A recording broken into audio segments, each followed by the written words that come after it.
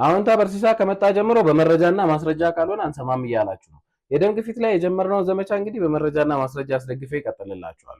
ይህም ጥናት እንግዲህ የጥናቶች ጥናት በሉት 35 የተለያዩ ጥናቶችን አንድ ላይ በማምጣት ኢትዮጵያ ውስጥ ለደም ግፊት አጋላጭ የሆኑ ምክንያቶችን ለመለየት የተደረገ ጥናት ሲሆን የጥናቱም ውጤት እንደሚያመላክተው ከሆነ እድሜያቸው ከ35 በላይ የሆኑ ሰዎች ለደም ግፊት ያላቸው ተጋላጭነት ከፍ ያለ ነው።